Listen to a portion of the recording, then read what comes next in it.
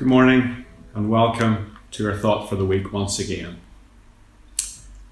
Last week I got a chance to go and visit the North Coast once again.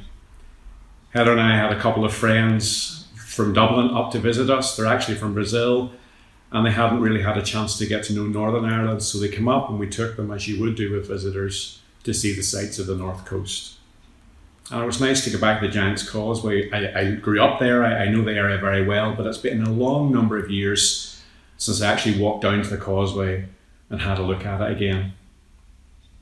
And those of you who know it so well, it's a wonderful sight. You go down the hill, you go around the first corner, then you come around this other corner, and there it is, just stretches out before you, this ancient wonder of the world, this unique form of rocks, different sizes, different shapes. You know it so well, but for me, who hadn't seen it for many, many years, it was just great to go back and to clamber over the rocks and to sit for a while and just to think about the many people who have visited this place over the years.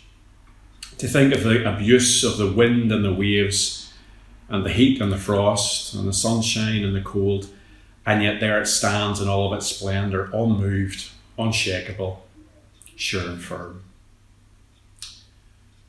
Psalm 77 is one of those psalms that has been written out of a time of anxiety. It's not a psalm of David, it's a psalm of a person called Asaph. And it's obvious from reading the psalm that he's facing days of trouble. And he says, he cries out to the Lord, "I seek you, Lord." And then in verse 11 to 15, we read these words. "I will remember the deeds of the Lord. Yes, I will remember your wonders of old. I will ponder all your work and meditate on your mighty deeds. Your way, O God, is holy. What God is great like our God? You are the God who works wonders. You have made known your might among the peoples. You with your arm redeemed your people, the children of Jacob and Joseph." So in the midst of his troubles, we're not sure from the psalm what those troubles were, but they were significant, causing him great hassle and frustration and anxiety. And in the middle of those troubles, he remembers the deeds of the Lord. He contemplates the wonders of old.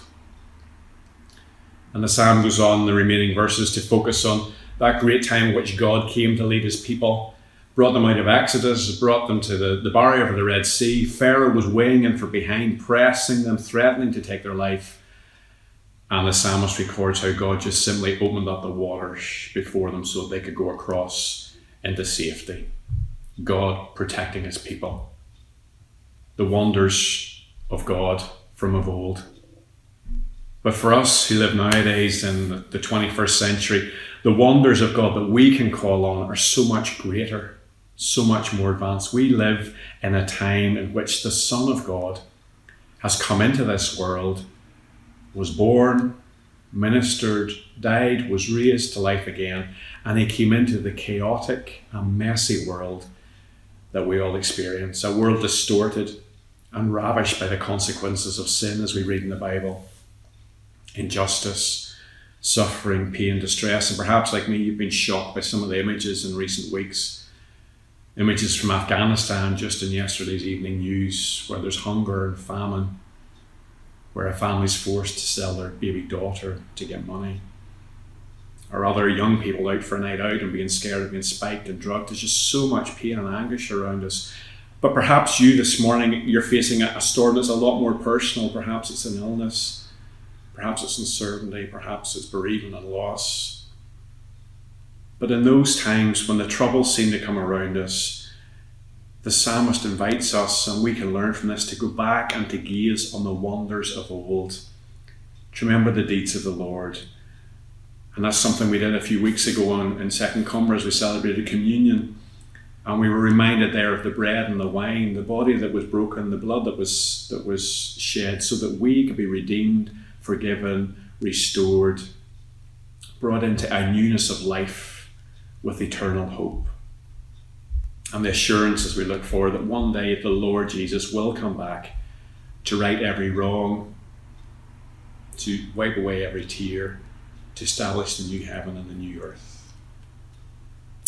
As I say, I don't know where you are today. I don't know if you're in a time of sunshine or if you're in a time of storms, uncertainty, fear, or pain.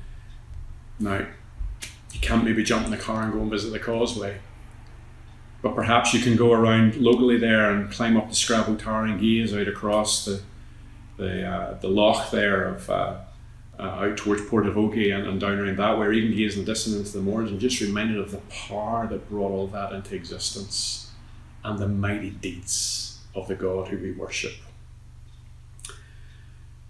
But as I thought about our experience of going back to the causeway a few weeks ago after so many years of not being there, and just spending time there just thinking about the power that brought that into existence and the ancient wonder that it is, two songs came to my mind. One song is an older song, and I'm sure many of you know it. It's a very simple one. It says, "Tell me the old story of unseen things above, of Jesus and his glory, of Jesus and his love. Tell me the story simply, as to little child, for I am weak and weary, and helpless and defiant." A reminder there again in very simple language that whenever things are not easy, we need to go back to the old story. We need to go back to those ancient wonders. The song goes on, "Tell me the story slowly, tell me the story softly, tell me the same old story of Jesus and his love." Or perhaps for those of you who don't know that, if you want to look up City of Light, a song called Ancient of Days, which talks about none above him, none before him, all of time is in his hands. For his throne shall remain and ever stand. All the power, all the glory, I will trust in his name. For my God is the Ancient of Days. For my God is the Ancient of Days. It's going to be a few years before I get a chance to walk up the causeway again. I'll take the picture with me. I'll remember the day that we went there just last week. But it is good, just in the middle of whatever you might be facing today, just to take a little moment and just to pause and to remember the deeds of the Lord, remember his wonders of old, and principally remember the wonderful birth, death, and resurrection of Jesus Christ. Because in and through him we have hope, and we have assurance, and we have comfort for this day, whatever it might bring.